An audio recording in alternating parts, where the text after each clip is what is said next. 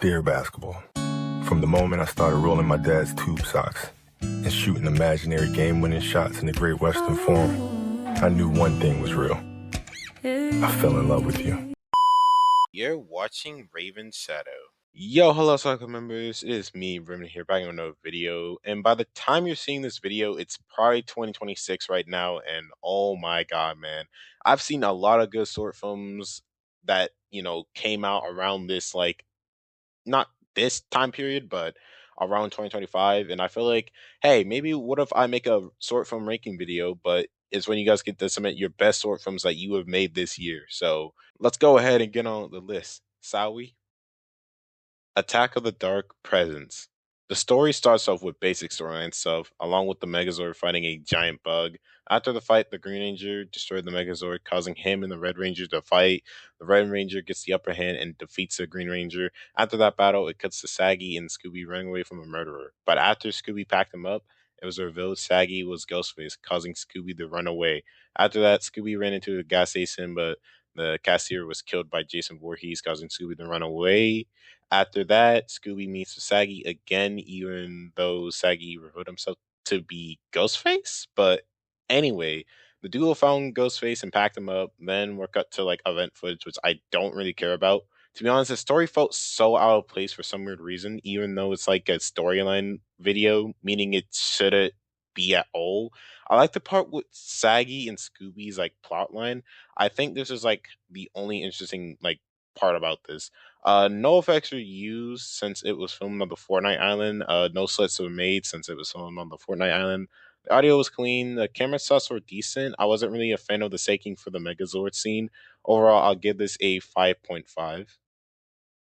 Number two, Agent Patch's origin story, a Fortnite short film. The story starts with Agent Patch getting hired by Fletcher King to kill Midas. While on the mission, Agent Patch got some intel on Midas's whereabouts from a bystander Seaport City. Once at Midas's location, Agent Patch attempted to defeat Midas but failed at his mission, causing Fletcher King to be mad and fire him. Honestly, the story here isn't all that bad. I thought this was gonna be a storyline slot video, but it was unique somehow. There weren't any like effects. Most of the sets were prefabs, and there was like the Fortnite Island. The voice acting is peak. The music, however, sucks since I can't hear what the characters are like saying most of the time. The camera shots are just terrible. I can barely even see some of the characters. Overall, I'll give this a 4. The story for this video, the video is just basic storyline slop, nothing more of it. There weren't any effects used here. The sets in here were pretty good. I like some of the recreations of certain POIs, along with the mountain set and the set when Hope and Kendo fought Daigo. The voice acting was peak. The music was also good too. The camera shots were peak too. Overall, I'll give this a 6.5. Detonation: The Rise of Hotwire, a Fortnite story film. The story starts with the MC getting kidnapped by an organization that turns him into an electrical being called Hotwire. The main person behind the experiment was Toxin, as she wanted Hotwire to join their gang. When Hotwire denied the request, Megalodon was sent to defeat Hotwire, but Hotwire easily defeated him and ran away. Once at a safe distance, Hotwire thought he was safe, but it turned out that Toxin's gang was just tracking him, and they made Hotwire become a gang member, just like them. I really like the plot behind this, along with the characters. I will say the plot sometimes feel like vague on certain topics. The effects were amazing, man. I loved all of them. I feel like Detonation is like the prime of using effects in Creative 1.0. The sets were amazing and at their peak. The audio was nice and clear. The camera shots are also good in this. I'll give this a 8. Number 5, Godzilla Breezes official trailer. After a long excursion through Antarctica, an analysis team comes into contact with a giant iceberg. This block of ice isn't just another geographical landform, but a housing cradle for the titan known as Godzilla, who breaks out and causes havoc on the frozen continent. This story seems pretty good from this trailer, and I like it. Effects, I watched the video, I didn't really see any effects in it. The sets were like decent. I felt like some of them were like too wide. The lighting is good though. The audio is nice and clear. The shots are decent, but kind of boring. I'll give this a 6.5. Number 6, Wolfthon 3, Episode 3, Double Cross, Fortnite film. The story starts with Lux, who's been through a lot since taking on the toll as the Burning Wolf. She's starting to realize that being a hero comes with its fair share of consequences. On top of that, Infinity is still after her powers, hoping to use them for some kind of restoration.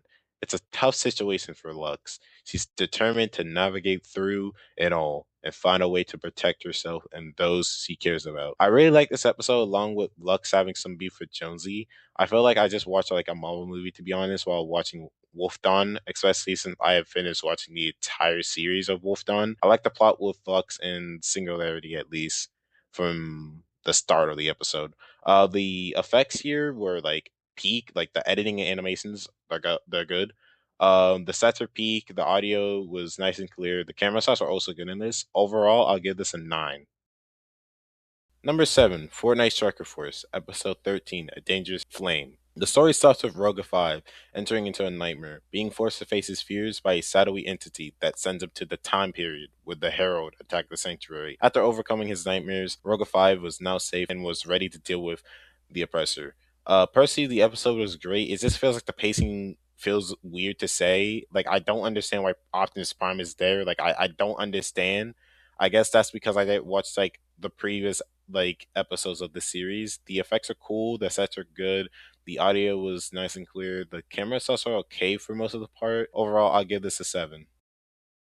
Alright, the last one on this list, Merry Mayhem, The Avengers of Ristic, Season 2, Episode 6. Story starts with the Ristic cast heading to New York to celebrate the holidays. We have some plots with some of the characters, including Fanboy kidnapping Nick A30 references to many short films such as Mine, Ristic being Santa Claus for some weird reason, and a Ned subplot with Tommy Tough Knuckles and a pickaxe like boys subplot. To be honest, the plot felt like more of a fever dream than the first one I've watched for the Christmas special one that Duck made. The effects are peak, the sets are peak, the audio was nice and clear, the camera shots are also peak.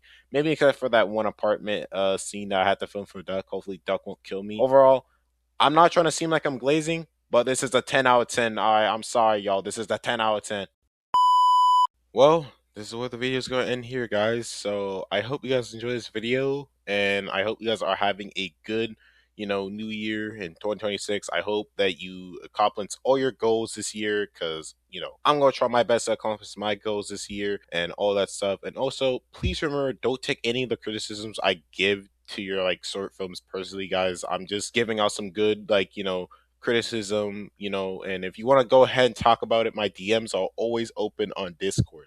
So you can go ahead and talk to me about it and all that stuff. And, maybe I can try to help you out to improve on your short films, because hey man, we need to help the community out, you know what I mean? We gotta help each other out in this community and all that stuff. So yeah, I'm gonna be able to help you guys out and teach you how to do better and all that stuff. So please don't take any criticism I give to your short films personally. All that being out of the way, I hope you guys are having a good rest of your year, and I'll be seeing you guys soon. Peace. Bye. Hey, listen!